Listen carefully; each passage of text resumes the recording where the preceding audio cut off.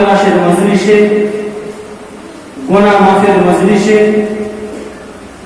আল্লাহ পাক আমাদের প্রত্যেককে আসার ও বসার মতো তৌফিক দান করেছেন। সেই জন্য করে আমরা সকলেই সেই মালিকের দরবারে শুকরিয়া আদায় করি আলহামদুলিল্লাহ। তার পরে পরে জানাই অগণিত দরুদ ও সালাম সেই বিশ্ব নেতার প্রতি, সেই বিশ্ব রাসূলের প্রতি আমরা সকলে করি সাল্লাল্লাহু আলাইহি ওয়াসাল্লাম। ভাই, তেমন কোন বড় আলেম আমি নই যে আপনাদের সম্মুখে কোরআন হাদিসের ব্যাখ্যা করে বয়ান করব। আমার এই কথাটা বলে গেলে অনেকজন বলে আপনারা এই কথাগুলো বলেন কেন? আচ্ছা, একটা কথার উত্তর আপনারা দেবেন, যে নিজেকে জ্ঞানী বলে সে কি জ্ঞানী হওয়া যায়? আমি শুনতে পেরেছি আপনাদের আওয়াজটা চাঙ্গা আছে, যতক্ষণ থাকবো আওয়াজটা চাঙ্গা থাকবে ইনশাআল্লাহ। আমরা কেন বলি, কোন সূত্রে বলি? আমরা এই জন্য করে বলি যে আমার মুর্শিদ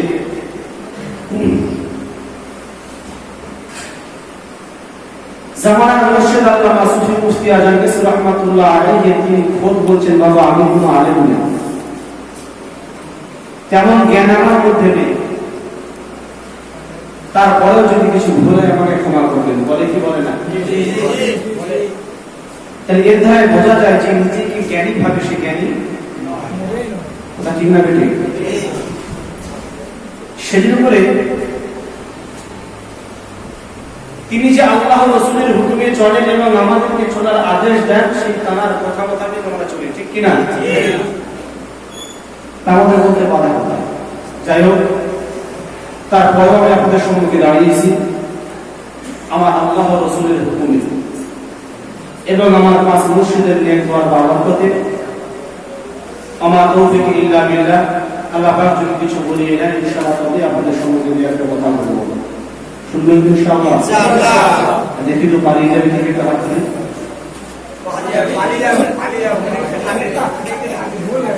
পালিয়ে যাবেন? আমার থেকে মনোযোগ দেন। আমি সব জায়গায় এটা বলি, কেন বলেন না? অনেক জায়গায় এটা ঘটে। এখন বক্তা চোখ বুঝে হচ্ছে বাবা বিয়া সে লেনা দেনা হারাম হে, বুঝতে পারছেন? বিয়া সে লেনা দেনা হারাম হে। চাচা তো বস শুনতে শুনতে ঘুমায়, এখন ঘুমিয়ে ধরে শুনতে বেরো বিয়া সে দেওয়া হারাম। সোজা গায়ে চলে গেছে, এদিকে বলছে বিবি তবে কি হলো? কালকে খবরদার করে পেঁয়াজ দিবি না। বলে কেন? বলে হুজুর বায়ান করছে পেঁয়াজ দেওয়া হারাম। আচ্ছা, হুজুর কি কথা বলেছে পেঁয়াজ দেওয়া হারাম? কি বলেছে? পেঁয়াজ অর্থাৎ বিয়েতে কোন লেওয়া দেওয়া হারাম। সেটি বলে তুই অ্যাক্টিভ হয়ে থাকবেন। আমি কি বলতে গিয়ে কি শুনবেন আপনি? হয়তো ভুল কথা শুনে তার উপরে আমল করবেন, একজন দায়ী হয়ে যাবো আমি। আওয়াজ টাকা থাকবে ইনশাআল্লাহ। আমি আপনাদের সম্মুখে পবিত্র কোরআনুল কারীম থেকে ছোট্ট একটা আয়াত তেলাওয়াত করেছি। আল্লাহ পাক আল্লাহ সুবহানাহু ওয়া তাআলা বলেন, ইয়া আইয়ুহাল্লাযীনা আমানু কু আনফুসাকুম ওয়া আহলিকুম নার। আল্লাহ পাক আল্লাহ সুবহানাহু ওয়া তাআলা বলেন, হে আমার বিশ্বাসী বান্দাগণ, তোমরা নিজে আগুন থেকে বাঁচো এবং তোমার আহলে পরিবারদেরকে আগুন থেকে বাঁচাও। আচ্ছা, ঠিক আছে, তুমি কি বলো? আচ্ছা, এবার একটা উত্তর আমাকে দেন। এখানে এতগুলো মানুষ আমরা বসে আছি, বাস্তব কথা বুকে হাত দিয়ে বলবেন। অনেক ফ্যামিলিতে আমরা এমন আছি, 10 জন যদি ফ্যামিলি থেকে একজন নামাজ পড়ে, ওরা ঠিক বলছে না? আমার ভাইজানেরা, ও সোনারা, যুবকেরা, ও আমার মুরব্বিয়ানেরা, এটা গভীর মনোযোগ দিয়ে শুনে রেখে দিন বাবা। আল্লাহ পাক আল্লাহ তাআলা পবিত্র কোরআনুল কারীমে এক জায়গাতে নয়, দুই জায়গাতে নয়, আমার আল্লাহ পাক 82টি জায়গায় বলেন ওয়াকিমুস সালাত, তোমরা নামাজ কায়েম করো। ও ভাইজানেরা, জামাল মুর্শিদ আল্লামা সুফি মুফতি আজহার কাসি রাহমাতুল্লাহ আলাইহি এই কথাটা তিনি সর্বপ্রথমে পৃথিবীর জমিনে তিনি ছড়িয়ে দিচ্ছেন। বাবা, তোমরা বিনা কাজায় পাঁচ ওয়াক্ত নামাজ পড়ো, ঠিক কিনা? কেন? তিনি পবিত্র কোরআনকে রিসার্চ করে দেখলেন যে আল্লাহ পাক পবিত্র কোরআনে কি বলেছে। 1 2 3 4 9 বরঞ্চ 82টি জায়গায় আল্লাহ পাক বলেছেন ওয়াকিমুস সালাত, ওয়াকিমুস সালাত, তোমরা নামাজ কায়েম করো, নামাজ কায়েম করো। তাই জামানার মুর্শিদ আল্লামা সুফি মুফতি আজহার কাসি রাহমাতুল্লাহ আলাইহি তিনি এই টপিকটা সর্বপ্রথমে আমাদেরকে দিয়েছেন। জোরে বলি সুবহানাল্লাহ। কি বলেছেন? বাবা, তোমরা বিনা কাজায় পাঁচ ওয়াক্ত নামাজ পড়ো। এই কথা বলতে গেলে বলা যাবে ধর্ম মানা যাবে না। বলে কি বলে না? খুব কঠিন, ও কঠিন করে যাওয়া যাবে না। আচ্ছা, তিনি যে দিয়েছেন তিনি তার ভাবার জন্য দিয়েছেন, আমাদের ভাবার জন্য দিয়েছেন। এই সামনে কুরবানি, আমার ভাই যে আলোচনা করছিলেন শুনতে খুব ভালো লাগছিল। আচ্ছা বলেন তো, এই সামনে কুরবানি, সে সারা জীবন নামাজ পড়লো না, অথচ 60 70 80 90 হাজার টাকা দিয়ে গোল কিনে যদি কুরবানি করে, কুরবানি কবুল হবে? জোরে বলুন। আমার ভাই সাহেব, এই পবিত্র রমজান দিয়ে শুনে রেখে দিন বাবা, নামাজ কেমন পড়বেন, কি কারণে আপনি পড়বেন। আর আজহার কাসি রাহমাতুল্লাহ আলাইহি এই বিশ্বের কোনায় কোনায় কেন সর্বপ্রথমে তিনি বলেছেন বাবা, তোমরা বিনা কাজায় পাঁচ ওয়াক্ত নামাজ আদায় করো। আসলে এটা তার কথা নয়, এটা বলেছেন তিনি পবিত্র কোরআন কারীম থেকে। তিনি তার বানাবার কথা তিনি বলেন, আল্লাহ কোরআনে বলেছেন, তিনি সেটা আমার কাছে তুলে ধরেছেন। এবার প্রশ্ন হয়ে গেল আমাদের সম্মুখে পবিত্র কুরবানি। ও ভাই জানেরা, একটু ভেবে চিন্তে উত্তর দেবেন। সারা জীবন নামাজ পড়লো না, সেজদা কেমন করে দিতে হয় জানলো না, কুরবানির দিন চলে এলো, 80-90 হাজার টাকা গরু কিনে ওই ব্যক্তি যদি কুরবানি দেয়, আজকে আমার মুর্শিদ কি সুন্দর করে বয়ান করছিলেন, ওই ব্যক্তি যদি ওই পশু খরিদ করে যদি কুরবানি করে, বিবেকে দিন উত্তর দিয়ে বলেন কুরবানি কবুল হবে? জোরে বলুন। কুরবান কোথায় পাবেন? কোরআনে চলে আসুন, পারা নাম্বার 30। আল্লাহ পাক আল্লাহ তাআলা বলেন ফাসাল্লি লিরাব্বিকা ওয়ানহার। ও ভাইজানেরা, এটা ভালো করে বোঝার চেষ্টা করুন। আল্লাহ পাক সর্বপ্রথমে বলেছেন ফাসাল্লি, তুমি তোমার রবের নামে নামাজ আদায় করো। জোরে বলুন। তারপরে আয়াতে আল্লাহ বলেছেন ওয়ানহার, তারপরে বান্দা তুমি কুরবানি করো। জোরে বলুন। কুরবানির দিকে দেখাবে আল্লাহ পাক আরো এক জায়গায় বলেন কুল ইন্নাস সালাতি ওয়া নুসুকি ওয়া মাহইয়ায়া ওয়া মামাতি লিল্লাহি রাব্বিল আলামিন। আল্লাহ পাক পরিষ্কার ভাষায় ঘোষণা করে দিলেন, বলে হে নবী আপনি বলে দিন, নিশ্চয়ই আমার নামাজ, বুঝতে পারছেন কথা আমার? কি বলেছেন? নিশ্চয়ই আমার নামাজ। এখানে কুরবানি কথা উল্লেখ আগে কিন্তু করেনি। আল্লাহ পাক বলেছেন কুল ইন্নাস সালাতি, হে নবী আপনি বলুন নিশ্চয়ই আপনার নামাজ, ওয়া নুসুকি ওয়া মাহইয়ায়া ওয়া মামাতি লিল্লাহি রাব্বিল আলামিন। আপনার ইবাদত, আপনার হায়াত, আপনার মওত যাহা কিছু হবে না কেন লিল্লাহি রাব্বিল আলামিনের জন্য যদি হয়, আমি আল্লাহ পাক সব কিছু কবুল করে নেব। কেউ যদি দুনিয়াতে বলে আমি লাখ লাখ টাকার মালিক, 1 লাখ টাকা গরু কিনে কুরবানি দেব, ও অথচ নামাজ পড়ে না, রবের সন্তুষ্টির জন্য দেয় না। আল্লাহ বলে বান্দারে তোমার কুরবানিটা আমি আল্লাহ কখনো কম করব না। কেন আমি আল্লাহ টাকা দেখি না, তোমার পশু দেখি না। আল্লাহ বলে বান্দা আলাইকিনিল্লাহু তাকওয়া, তোমার মধ্যে আমি আল্লাহ শুধু তাকওয়াটা দেখি। আল্লাহ আমাদের কত জানে কিনা? আল্লাহ পবিত্র কোরআনে বলেন আল্লাহু আলিমুম বিযাতিস সুদূর, বান্দা তো অন্তরের খবর নয়, তুমি মনে মনে যেটাই ভাবো না কেন বান্দা আমি আল্লাহ তার অন্তর্যামী। এখন আমি তো গরু কিনেছি ৮০,০০০ টাকা দিয়ে, আমার অন্তরে হচ্ছে গ্রামের বলে বড় দামি বড় টাকাওয়ালা বড় গরু কিনে খরচ করে কুরবানি দিচ্ছে, এটা মনে মনে আল্লাহ খবর রাখছে কিনা? বলুন আল্লাহ মনে মনে রাখছে। আল্লাহ বলে বান্দা তুই যদি নামাজ না করিস তোর কুরবানি আমার কাছে কবুল হবে না। অনেক মানুষ আবার আমরা এমনও আছি, গত সপ্তাহে সামনে আমি কুরবানির সম্বন্ধে আলোচনা করছিলাম, অনেক মানুষ আমরা এমনও আছি টাকা টাকা সত্ত্বেও কুরবানি দিই। এটা মাসালা ভালো প্রশ্ন। আচ্ছা বলেন তো যাকাত দেওয়াটা কি? জোরে বলুন। কুরবানি করা অনেক মানুষ সমাজে পাওয়া যায় যাকাতের ভাগ করে না, কুরবানির সময় লাফালাফি করে, ঠিক কিনা? জোরে বলুন। যাকাতের কোনো ভাগ করে না, যাকাতের কোনো হিসাব রাখে না, যাকাতের কোনো খবরই নেই, অথচ কুরবানির সময় এত লাফালাফি করে, এত মানে দুনিয়া তোকে দেখাতে বেড়ায় যে বড় গরু কিনে কুরবানি দেবো, অথচ তার সে কোনো বছর সে মানে তার উপরে যাকাত ফরজ, যাকাত আদায় করে না। এটা মাসালা ভালো করে শুনুন। আর অনেক মানুষ আমরা আছি টাকা টাকা সত্ত্বেও কুরবানি দিই। মাসালা হচ্ছে আপনার উপরে যাকাত ফরজ তখন যখন ওই মালটার উপরে পরিপূর্ণ একটা বছর অতিবাহিত হতে হবে। বুঝতে পারছেন কথা? কিন্তু কুরবানির ক্ষেত্রে এটা ফরজ নয়।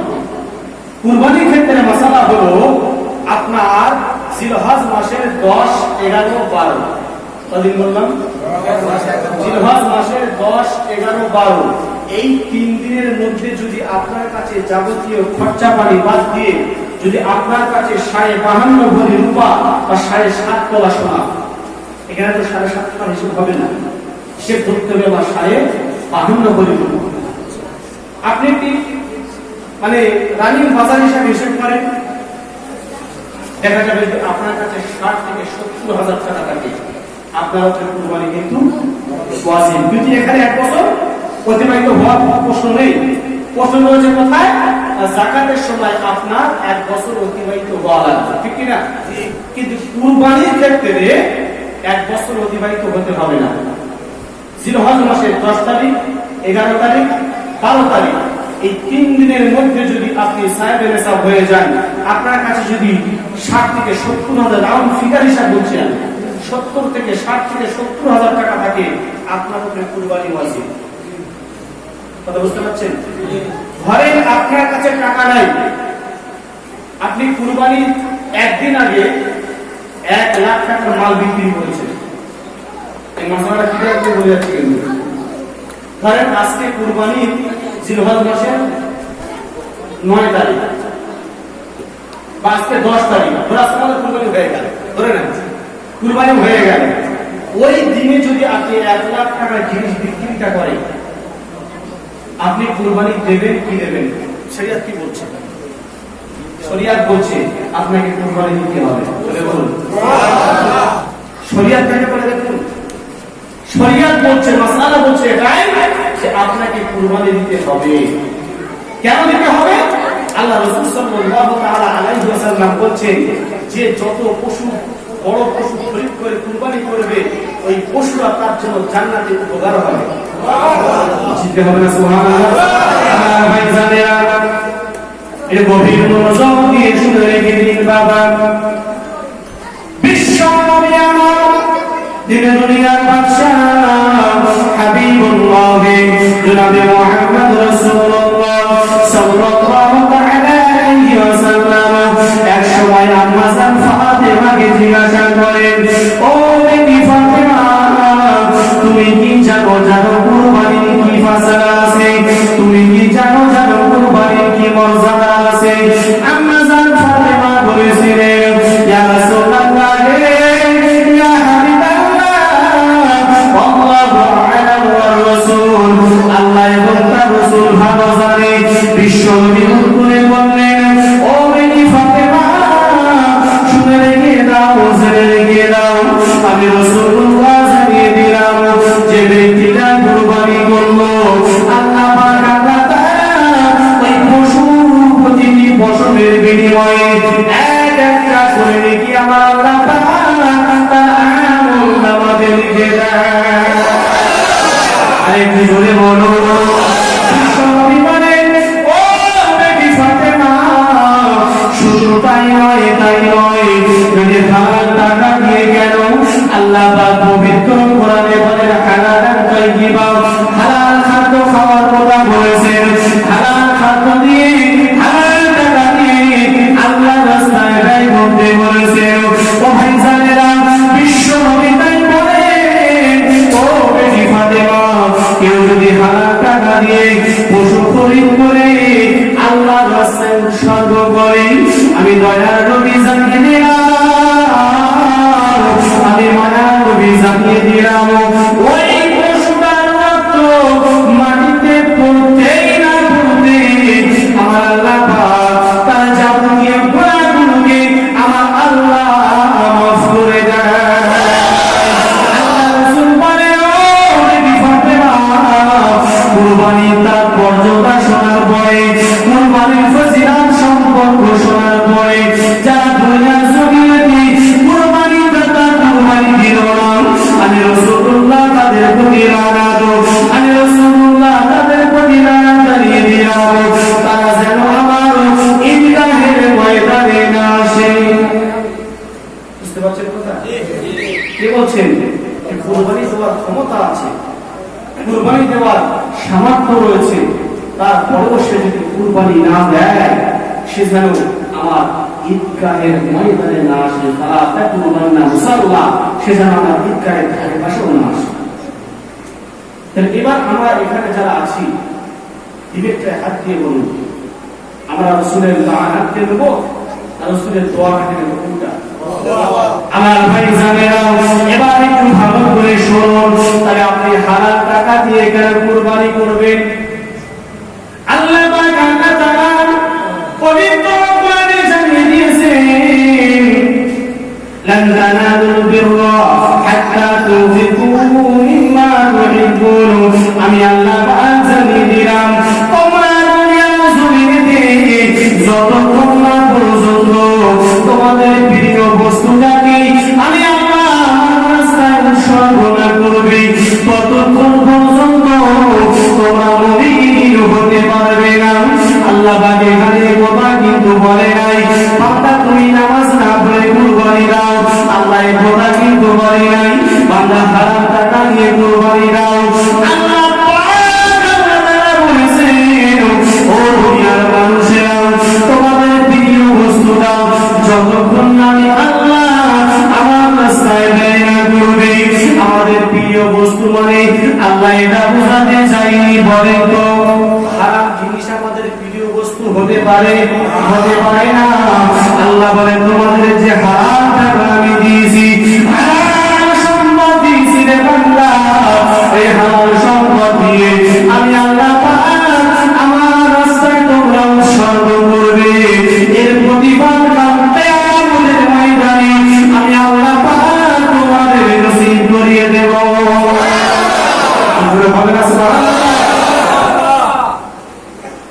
যেহেতু আমাদের সামনে পবিত্র ঈদুল আযহা অর্থাৎ কুরবানির দিন, যার কারণে আমি ঘুরিয়ে বাড়িতে দিতে আসি, তার আপনি যদি নামাজ না পড়েন, যত টাকা পশু খরিদ করে কুরবানি দেন কেন, আল্লাহ বলছে, বান্দা তোমার কোনো ইবাদত আমার কাছে গ্রহণ হবে না। ধরে একটা মানুষ 100 বার হজ করেছে, প্রতি বছর যাকাত দেয়, ভালো করে বুঝেন, প্রতি বছর একটি মিসকিন, দান, খয়রাত, যাবতীয় সব কিছু করলো, কিন্তু সে নামাজ পড়বে, কবুল হবে না?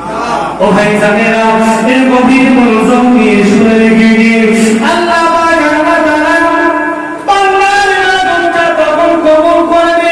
বান্দা তুমি যখন সিজদায় পড়ে যাবে, সাহাবায়ে কেরামরা প্রশ্ন করেছিলেন, ও রাসূল হাবিব, ও আল্লাহর নবী, আপনি বলে দেন বান্দা কেমন করে আল্লাহর নিকটবর্তী হয়? জোরে হবে না? কারা জিজ্ঞেস করছে? সাহাবীরা জিজ্ঞেস করছে, ইয়া রাসূলুল্লাহ, ইয়া হাবিবাল্লাহ, হুজুর আপনি বলে দেন বান্দা কেমন করে আল্লাহর কাছাকাছি হতে পারে, বান্দা কেমন করে আল্লাহর নিকটবর্তী হয়? আল্লাহ রাসূল জানিয়ে দিলেন, ওয়াসজুদু, সিজদায় পড়ে যাও, ওয়াকতারিব, আল্লাহর নিকটবর্তী হয়ে যাও। সুবহানাল্লাহ। আল্লাহ বলছে বান্দা যখন নামাজে দাঁড়িয়ে যায়, আমি তখন বান্দার নিকটবর্তী হয়ে যাই। তাহলে আপনি যেখানেই যান না কেন, আপনার মেন হাতিয়ার কিন্তু নামাজ। আমার ভাই জানেন, ভালো করে বোঝার চেষ্টা করুন। একটা মানুষ সারা জীবন ভালো কাজ করলো, হজ করলো, সারা জীবন কুরবানি দিল, সারা জীবন দান খয়রাত করলো, না সেই মানুষটা যত ভালো কাজ করুক না কেন, ওই মানুষটা যদি নামাজ না পড়ে, আল্লাহ বলে বান্দা রে, তোর কোনো ইবাদতের মূল্য আমি আল্লাহ কখনো দেব না। আল্লাহ বলে বান্দা, তুমি যখন নামাজে দাঁড়িয়ে যাবে, যদি কিছুই না জানো বান্দা, তুমি সুবহানাল্লাহ সুবহানাল্লাহ দিয়ে তুমি নামাজ আদায় করবে, আমি আল্লাহ পাক খুশি হবে, তোমার এই নামাজটা আমি আল্লাহ পাক কবুল করে নেব। শুধু তাই নয় বান্দা, তুমি যদি হজ করো, কুরবানি করো, দান খয়রাত করো, দুনিয়ার যত কাজ আছে তুমি করো, বান্দা তুমি যদি সঠিকভাবে আদায় করো, আমি আল্লাহ পাক জানিয়ে দিলাম তোমার যাবতীয় ইবাদত আমি আল্লাহ কবুল করে নেব। জাকাত মুর্শিদ আল্লামা সুফি মুফতি আযহার রাহমাতুল্লাহ আলাইহি সেই জন্য করে বলেছেন, বাবারা তোমরা বিনা কাজায় ফজর নামাজ আদায় করো। সুবহানাল্লাহ। আমি সত্যি কথা একটা জিনিস খুব ভাবি, যে বিশ্বের প্রতিটি দরবার যদি আজকে এই সিস্টেম অনুযায়ী চালাতো, এই পন্থা বা এই নিয়ম মেনে যদি চলতে, আমার মনে হয় দুনিয়ার জমিনে সুদখোর, ঘুষখোর, বেনামাজি কেউ থাকতো না। কথা ঠিক না বেটে? আমার মুর্শিদ আমাদেরকে কঠোরভাবে আমাদেরকে বলেছেন, বাবা তোমরা বিনা কাজে নামাজ আদায় করবে, কোরআনে মাজিদ তেলাওয়াত করবে, হারাম যে খাবে, সাধ্যমতো পরহেজগারি, সাধ্যমতো তাকওয়া তোমরা করবে। এই চারটি জিনিসগুলো মানুষ যদি মেনে নেয়, এই মানুষটা মরতে দেরি, আল্লাহ চাইলে তার কবরটা জান্নাত রেডি করতে দেরি করবে না। কেন বলেছেন তিনি তারা মন করা কথা বলেননি, তিনি তারা ইচ্ছাগত কোনো কথা বলেননি, তিনি বলেছেন আল্লাহ ও রাসূলের আদেশ অনুসারে বলেছেন। জোরে বলুন। আমি জানাটা বলেছিলাম, ইয়া আইয়ুহাল্লাযীনা আমানু কু আনফুসাকুম ওয়া আহলিকুম নারা। ও ভাইরা, ও সোনা বন্ধুরা, ও আমার বাবুজিরা, ও দামেশের মা বোনেরা, একটু ভালো করে খেয়াল করে শুনুন। একটা পরিবারে যদি 10টা মেম্বার থাকে, একজন নামাজ পড়ে, আল্লাহ বলে বান্দা রে, তুমি নামাজ পড়ে পড়ে পড়ে পড়ে যদি তোমার কপালটা কালো করে ফেলো, তোমার হাঁটুটা কালো করে ফেলো, তারপরে তুমি জাহান্নামী। কেবল মানুষের কথা উল্টো হয়ে গেল কেমন? ঠিক কিনা? এক কথা বলছে না কেন? এই উচ্চারণ দর্শক বলে তো আল্লাহুম্মা সাল্লি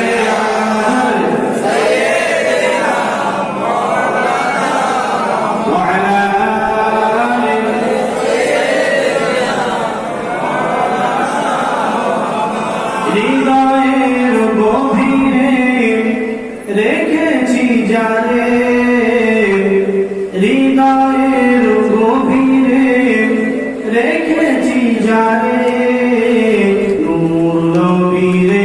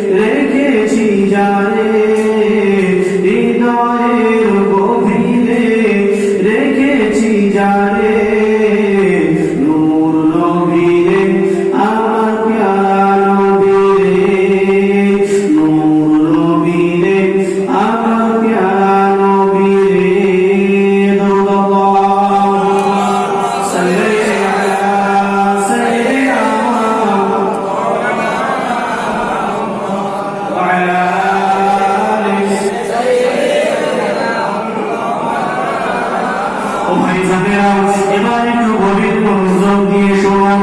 এবার আপনারা মনে প্রশ্ন জানবে, মাওলানা সাহেব এতক্ষণ বয়ান করেছেন ঠিক, এবার উল্টো হয়ে গেল কেন? বুঝতে পারছেন কথা? আমার ভাইজানেরা, তাহলে বোঝা গেল একটা ফ্যামিলিতে যদি একজন নামাজ আদায় করে, বাকি কয়জন যদি নামাজ আদায় না করে, আল্লাহ পাক বলে বান্দারে যতই তুমি নামাজ পড়ো না কেন, কপাল যদি কালো করে দাও, হাঁটু যদি কালো করে দাও, তারপরেও বান্দা তুমি হবে জাহান্নামী কেন? আল্লাহ পাক পবিত্র কোরআনে বলে ইয়াউমা ইয়াফিরুল মারউ মিন আখিহি ওয়া উম্মিহি ওয়া আবিহি ওয়া সাহিবাতিহি ওয়া বানিহি। কাল কিয়ামতের ময়দানে আমার যখন দাঁড় করিয়ে দেবে, আমার যখন হিসাব নেবে, আমি আল্লাহর কাছে বলবো রব্বুল আলামিন সারা জীবন নামাজ পড়েছি, হজ করেছি, রোজা রেখেছি, দান খয়রাত করেছি, যত আমল ছিল সবই করেছি। আমার ছেলে তখন দাঁড়িয়ে বলবে ও রব্বুল আলামিন জানিয়ে যান আপনি কাকে জান্নাত দিচ্ছেন, আমার বান্দাকে, আমার বান্দাকে, আমার ভাইকে। তখন আমার ছেলে বলবে আল্লাহ পাক জানিয়ে যান, জানিয়ে যান ওই সন্তানকে যদি দুনিয়ার জমিনে আমার আব্বা যদি একটা দিনের জন্য বলতো ছেলে তুমি নামাজ পড়ো, বিবি তুমি নামাজ পড়ো, মেয়ে তুমি নামাজ পড়ো, বৌমা তুমি নামাজ পড়ো, তখন রব্বুল আলামিন আল্লাহ পাক একটা দিনের জন্য আমার বাবা আমাকে নামাজ পড়ার কথা বলে, তখন আমার স্ত্রী দাঁড়িয়ে বলবে ও রব্বুল আলামিন আমার স্বামী একটা দিনের জন্য নামাজের কথা বলে, অথচ দুনিয়ার জমিনে দুজনের ছায়া সঙ্গী ছিলাম, একই বিছানায় রাত কাটাতাম, সুখ দুঃখের গল্প হতো, কিন্তু আমার স্বামী একদিনের জন্য আমাকে নামাজ পড়ার কথা বলে।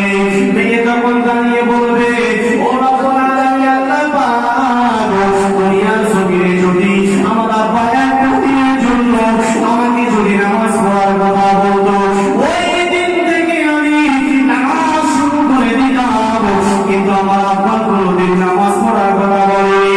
ও রব্বুল আলামিন আমার আব্বাকে আপনি জান্নাতে কেন দেবেন? ওর সাথে সাথে আমরা যেমন জাহান্নামে যাব, আমাদেরকে জাহান্নামী বানিয়ে দেন।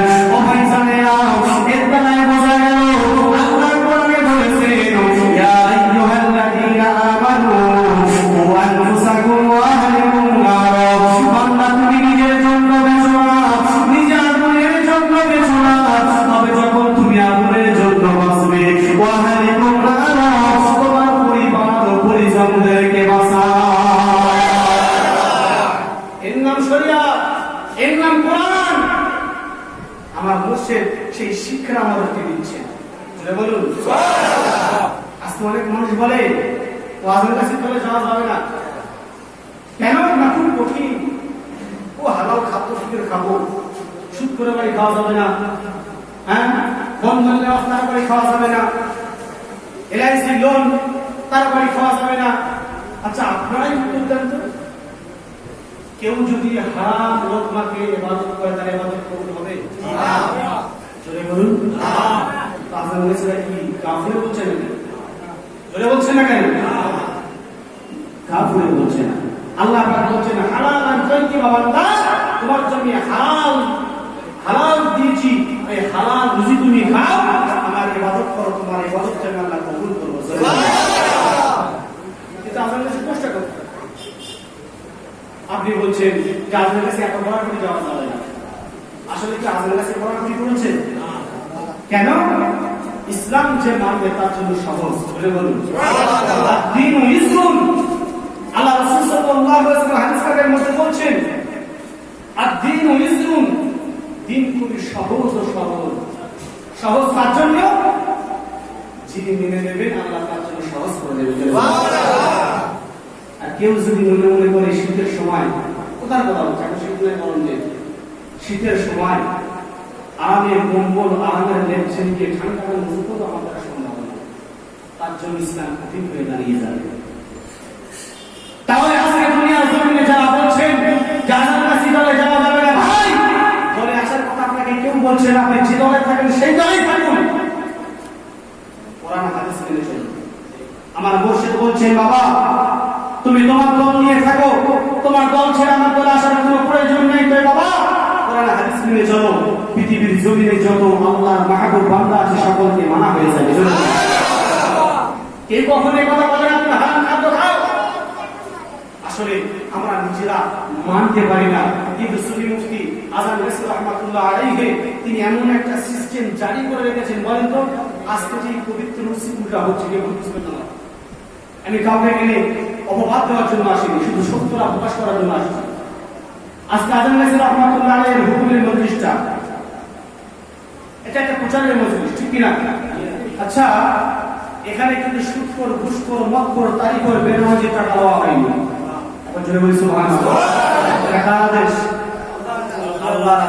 আল্লাহ বলেছে হালাল যে জিনিসটার মধ্যে থাকবে আমি আল্লাহ তাতে বরকত দেব। জোরে বলুন। আসলে আমি সব জায়গায় একটা কথা বলি, এগুলো বলেই দিই। কথাটা হচ্ছে হাক্কানি আঞ্জুমানের আদর্শ যেই মেনে নেবে, যে সিলসিলা হোক না কেন, হাক্কানি আঞ্জুমানের আদর্শকে যে মেনে নিল আল্লাহ তাকে জান্নাত বানিয়ে দিল। কেমন করে বললেন? আমি এই জন্য করে বললাম, আমার সুফি মুফতি আজান রাসূল রাহমাতুল্লাহ আলাইহি তিনি আমার রাসূলের আদর্শে আদর্শিত করে বলেন। আমাদেরকে বোঝা দরকার যে আজান রাসূল রাহমাতুল্লাহ আলাইহি তিনি তার গাফিলে কোন জিনিসটা তিনি আমাদেরকে বলেননি, যেটা বলেছেন কোরআন এবং হাদিস মোতাবেক বলেছেন। জোরে বলি সুবহানাল্লাহ। এই যে আজকের সেটটা হচ্ছে এখানে কিন্তু বেনামাজি টাকা হয়নি, আছে সুদখোরের টাকা নেই, এলআইসি বন্ধুদের সাথে যুক্ত তাদের টাকাও নেই, যারা বিনা কাজে পাঁচ নামাজ আদায় করে, কোরআনী নুরানি ওসিফা তেলাওয়াত করে, হালাল খাদ্য খায়, তাকওয়া পরহেজগারি করে চলে। এই সমস্ত ব্যক্তির টাকা নিয়ে এইরকম একটা মুসলিমের মজলিস কায়েম হয়। জোরে বলি এখানে যে তাবারুকটা তৈরি হচ্ছে হালাল টাকা, একবার জোরে বলি আল্লাহ তাই বলেছেন, মানটা তুমি হালাল খাদ্য খেয়ে যখন আমার ইবাদত করবে তোমার ইবাদতটা কবুল করে নেব। আমার বেনিনি মুসলমান ভাইরা, আপনাকে কেউ বলছে না যে আপনি আজান গাছি বলতে চলে আসলো, আপনার দলকে ছেড়ে দিয়ে আজান গাছি দলের মধ্যে আসলো, আপনাকে কথা কেউ বলছে না। বলছে কি? কে বলেছে কি? কে বলে দেব না ভাই? কোরআন এবং হাদিসটা আপনি দেখুন।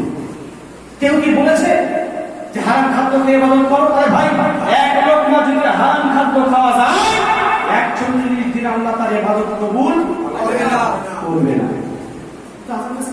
আপনি কেন বলছেন যে ও দলটা খুব কঠোর দল, যাওয়া যাবে না? না, আপনি ভুল ভাবছেন। আপনিও মানুন, আল্লাহ আপনার জন্য শরীয়তকে সহজ করে দেবে। চলে আরেকটু জোরে বলি। তাহলে আমার মুর্শিদ যিনি বলেছেন নামাজ, আর এই নামাজকে ত্যাগ করে কোনো ইবাদত আল্লাহর কাছে পাস হবে না, হবে না। কেন?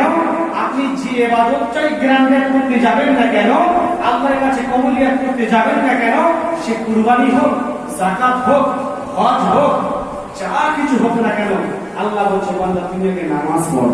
এবার চলে বলি আমার ভাইজানেরা, এই নামাজটা সেই জন্য করে জামানার মুর্শিদ আল্লামা সুফি মুফতি আজান রাসূল রাহমাতুল্লাহ আলাইহি বিশ্বের কোনায় কোনায় কোনায় কোনায় তিনি একটাই কথা বলেছেন, বাবারে তোমরা বিনা কাজায় পাঁচ ওয়াক্ত নামাজ আদায় করো।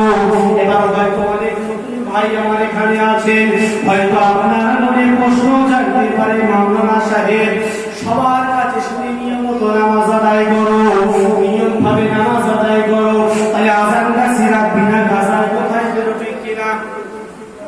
কথা ভুল বলছি নাকি? না, ঠিক। আমার ভাইজানেরা একটু গভীর মনোযোগ দিয়ে শুনে রেখে দিন বাবা। তাহলে এর প্রমাণটা দিতে গেলে আসতে হবে কোথায়? কোরআন। একবার জোরে বলি সুবহানাল্লাহ। আল্লাহ পাক পবিত্র কোরআনে বলেন, ইন্নাস সালাতা কানাত আলাল মুমিনিনা কিতাবান মাওকুতা। আল্লাহু রাব্বুল আলামিন পবিত্র কোরআনে বলেন, নিশ্চয় আমি মুসলমানদের উপরে নির্দিষ্ট সময়ে আমি আল্লাহ পাক 5 ওয়াক্ত নামাজকে নামাজকে ফরজ করেছি। হবে না, সেটাই বলেছেন, ভালো করে বুঝুন। আল্লাহ পাক বলছেন নিয়মিত 5 ওয়াক্ত নামাজকে ফরজ করেছি। আমার মুর্শিদ বলছেন বাবা তোমরা বিনা কাজা আদায় করো।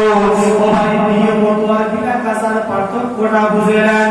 আল্লাহ পাক বলেছেন নিয়মিত, আমার মুর্শিদ বলেছেন বিনা কাজায়। আল্লাহ পাক নিয়মিত শব্দের অর্থ এটাই বোঝাতে চেয়েছেন বান্দা যোহরের নামাজটা আমি আল্লাহ তোমার উপরে যোহরের সময় ফরজ করেছি। বান্দা যোহরের নামাজটা আসরেতে নয়, বান্দা আসরের নামাজটা তোমার উপরে ওই আসরেতে ফরজ করেছি। আসরের নামাজ মাগরিবেতে নয়। ও ভাই জানেরা এটা বোঝা গেল আপনাকে যোহরের নামাজটা যোহরে পড়তে হবে, আসরের নামাজটা আসরে পড়তে হবে। আমার মুর্শিদ সেটাই বলেছেন বাবা বিনা কাজায় 5 ওয়াক্ত নামাজ আদায় করো। মাঠে আছি, খাটে আছি, বাসে আছি, বেড়ে আছি, তাই কেমন করে বিনা কাজা আদায় করবো? মাসালাটা ভালো করে শুনুন। তাই শরিয়াত কি বলে? আমার মুর্শিদ শরিয়াতের বাইরে কথা বলেনি রে বাবা। আমার মুর্শিদ বলেছেন কোরআন হাদিস থেকে বলেছেন, মাসালা অনুযায়ী বলেছেন। মাসালা হয়ে যায় কোন মানুষ যদি পানির বন্দোবস্ত না পায়, ওযু করার জন্য যদি পানি না পায়, বিশ্ব নবী জানিয়ে দিলেন তায়াম্মুম করে তোমরা আল্লাহর হুকুমটা আদায় করে নাও। আল্লাহ পাক তোমাদের ইবাদত কবুল করে নেবে। মুর্শিদ বলেছেন বাবা তোমরা পৃথিবীতে প্রান্তে থাকবো না কেন, তাকে ছোট্ট একটা মাটি রেখে দেবে। জুড়ে বলুন আমার কথা যদি মিথ্যে হয় প্রমাণ দেখে নেবেন। যারা হাক্কানি দরবারে প্রতি সপ্তাহেতে যায়, আমি সবার কথা বলছি না, আপনি সব মানে দেখবেন বেশিরভাগেরই গাড়ি 100 টাকা মাটি থাকে। চলে বলুন অনেক ভাইদের দেখা যায় পাশে বসে বসে নামাজ আদায় করছে, ট্রেনে বসে বসে নামাজ আদায় করছে। একবার জোরে বলবেন না, এর নাম হলো বিনা কাজা। জোরে বলুন। আমার মুর্শিদ বলেছেন বাবা বিনা কাজার মানে হবে নাই তোমার কাছে যদি পানির কোনো বন্দোবস্ত না থাকে, বাবা তুমি একটা মাটি রেখে দাও, আর যখন নামাজের সময় হয়ে যাবে বাবা তুমি তায়াম্মুমটা বানিয়ে নেবে, আল্লাহর ইবাদতটা পালন করে নেবে। আল্লাহর ইবাদতটা পালন করলে আল্লাহ বলে আমি ওই বান্দার প্রতি খুশি হয়ে যাব।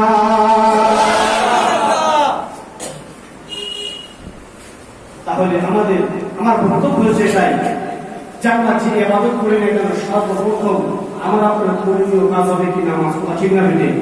নামাজ পড়বো ইনশাআল্লাহ, ইনশাআল্লাহ। কুরবানি আর একটা মাসের বলে ছোট ইনশাআল্লাহ, বেশি রাত করব না। কুরবানির বিষয় হচ্ছে ধরে একটা গরু 7 জন ভাগে দিল। আচ্ছা বলেন তো 7 জনের মধ্যে 4 জন বেনামাজি, নামাজ তার 4 জন বেনামাজি, তার কুরবানি কবুল হবে? হবে না। 4 জনকে পাক ও পবিত্র হতে হবে, 4 জনকে নামাজি হওয়া লাগবে, 4 জনকে সুন্নত জীবন হতে হবে। 4 জন যখন পাক সাফ পরিষ্কার হয়ে যখন পশু খরিদ করে কুরবানি করবে, আল্লাহ বলছে বান্দা তোমার এই পশু তোমার জন্য নাজাতের জরিয়া আমি আল্লাহ বানিয়ে দেব। যদি আপনার ক্ষমতা না থাকে ছাগল কিনে কুরবানি করেন, এটাই হচ্ছে মাসালা।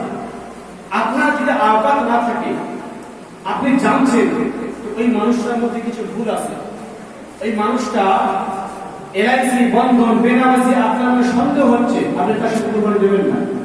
কেন? বেনামাজির কুরবানি আল্লাহ কবুল করবে না। আর আপনি যদি তারপরেও জোর করে দেন, সেটা আপনার মর্জি। কেন? আপনি রব চাই যখন কুরবানি করবে, আল্লাহ বলছে ওই কুরবানিটা আমি সঙ্গে সঙ্গে রক্ত মাটিতে পড়তেই না পড়তে আমি আল্লাহ কবুল করে দেব। সেই জন্য মাথায় রাখবেন। দ্বিতীয়ত কথা হচ্ছে অনেক জায়গায় এমন পাওয়া যায় কি জানেন, দেখবেন একটা গরু যখন জবাই করার পরে ছাড়ানো হয় না, হয় কি হয় না? দেখবেন অনেক জায়গায় আপনাদের আমি জানি না, আমাদের ওদিকে কথা বলি, একটা গরুর পিছনে যদি 4 জন খাটাখাটি করে ওই গোশত থেকে 1 কেজি 2 কেজি গোশত থেকে বিদায় করে দিই। এখানে সিস্টেম আছে নাকি? আছে? আমরা সব কথা বুঝতে পারি। ধরে একটা গরুতে 4 জন মিলে কাজ করলো, খাটাখাটি করলো, আপনি যদি ওই গোশত থেকে তাদেরকে 1 কেজি 2 কেজি করে দিয়ে বিদায় করে দেন, আপনার কুরবানি কিন্তু কবুল হবে না। হ্যাঁ, আপনি গোশত দিতে পারবেন কখন? 3টে ভাগ করার পরে আপনি আপনার ভাগের থেকে 1 কিলো হোক 2 কিলো হোক খুশি করে দেন, তার সাথে সাথে পরিপূর্ণ একটা করে রোজ দেওয়া লাগবে। দেব ইনশাআল্লাহ। দেখুন, আপনি 50-60 হাজার টাকা দিয়ে কুরবানি দিচ্ছেন, সামান্য একটা লোকের 200-400 টাকা দিতে পারবেন না? তবু ইনশাআল্লাহ এই কাজ খবরদার কেউ করবেন না। গোশ ভাগাভাগি করলেন না, অথচ ওই গোশ থেকে আপনি 2 কেজি 3 কেজি করে তুলে যা চলে যান, খবরদার করবেন না। এটা শরীয়ত নয়, এটা মাসআলা না। আবার একটা জিনিস মাথায় রাখবেন, গোশ যখন বন্টন করবেন দেখবেন আপনার থেকে যেন বেশি না চলে আসে, সম্পূর্ণ কিন্তু সুদ হয়ে যাবে। হ্যাঁ, আপনি চাইলে আপনার থেকে আপনি এতিম মিসকিনদেরকে বেশি করে দান করতে পারবেন, আল্লাহ বলেন তার জন্য থেকে আলাদা সওয়াব পাবে। জোরে বলি আরেকটু জোরে বলো। তবে আপনাদেরকে বিনয়ের সাথে বলে যাব, আমরা যেন সঠিক পন্থায় সঠিক নিয়মে আমরা যেন কুরবানি আদায় করতে পারি। আল্লাহ পাক আমাদের সেই তৌফিক দান। জোরে বলি আল্লাহুম্মা আমিন। একটু জোরে বলি আল্লাহুম্মা আমিন। আল্লাহ পাক আল্লাহ সুবহানাহু ওয়া তাআলা আমাদের সকলকে সামনে যে আমাদের কুরবানি আসতেছে, সঠিক কোরআন হাদিস সুন্নাহর আলোকে আমরা যেন কুরবানি করতে পারি। আল্লাহ পাক আমাদের সেই তৌফিক দান করুন। আমিন।